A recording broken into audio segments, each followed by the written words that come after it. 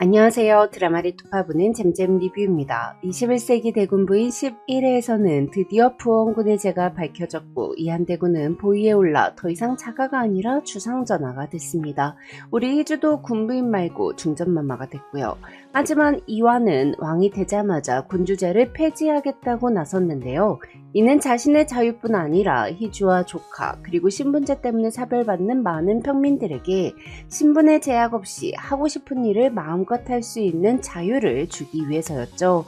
12회 예고를 보니 내각과 종친들이 군주제 폐지를 반대하며 일어섰고 이한이 또 위험에 처하게 되며 희주가 누군가에게 가서 전하를 지키세요 라고 말하더라고요. 전 민정우와 체포된 윤상원이 다시 힘을 합쳐 이한대군을 폐위시키기 위해 역모를 준비했고 그걸 성형국이 궁에 심어둔 사람이 알게 되어 희주와 이한이 민정우에게 반격을 할 것 같아요. 이 부분은 뒤에서 아주 자세히 토파보고 그럼 12회 예고 분석 영상 바로 시작합니다. 궁합이 된 이한이 군주제를 폐지하겠다고 하자 기득권들은 전부 반대했습니다. 웬만한 기득권들은 전부 왕실이랑 연결이 되어 있고 더 많은 재산과 더 많은 특혜, 더 많은 특권을 누리기 위해서는 방가의 위상을 공고히 해야 하고 왕실이 단단해야 하는데 군주제를 폐지한다니 이건 뭐 찬성할 수가 없는 일이었죠. 또한 군주제를 폐지한다면 신분제까지 폐지될 건 당연한 수순이었습니다. 이에 민정우는 대비를 찾아가 군주제 폐지를 반대한다는 입장을 내달라며 이건 전하의 독단적 결정이라는 뉘앙스를 비춰달라고 요구하는데요. 근데 민정우는 도대체 뭘 믿고 제2의제를 직접 밝힌 대비를 찾아가 이런 요구를 하는 걸까요? 대비가 이제 더 이상 자기 편이 되지 않을 거라는 걸 눈치채지 못한 걸까요?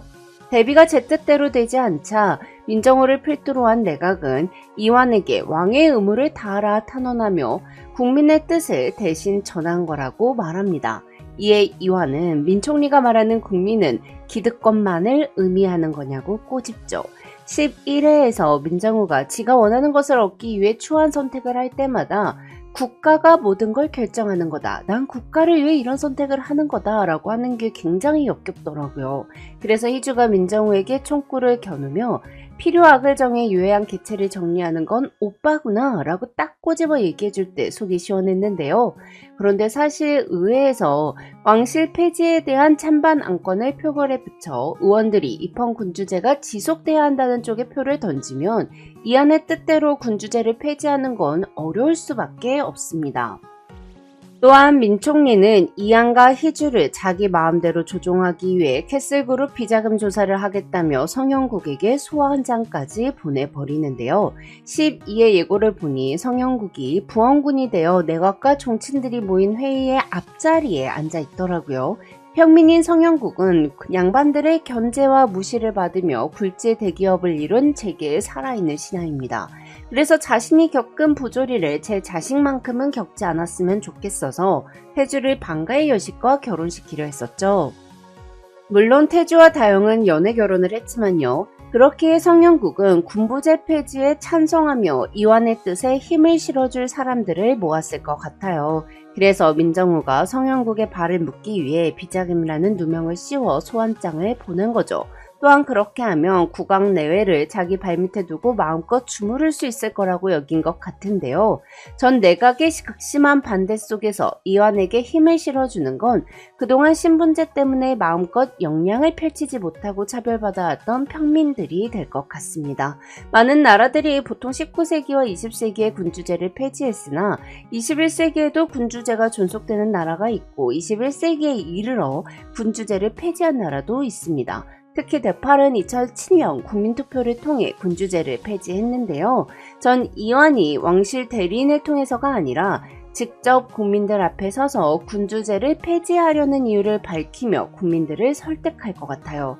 그리고 결국 국민투표를 통해 군주제와 신분제 모두 폐지될 것 같습니다. 자, 근데 군주제가 폐지되기 전에 선행되어야 할 문제가 있죠. 바로 민정우가 자신이 저지른 악행에 대한 처벌을 받아야 하는 건데요. 이안은 민정우를 때려주고 싶은 적은 많았으나 단 한 번도 믿지 않은 적이 없었습니다.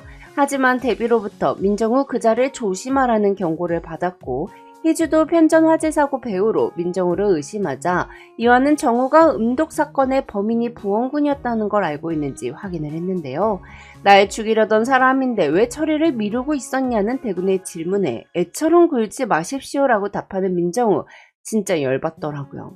자기 손으로 조카님의 조부와 모친을 벌해야 하는 상황과 친구의 배신까지 알게 된 이한이 괴로워하는 장면 진짜 너무 속상했는데요.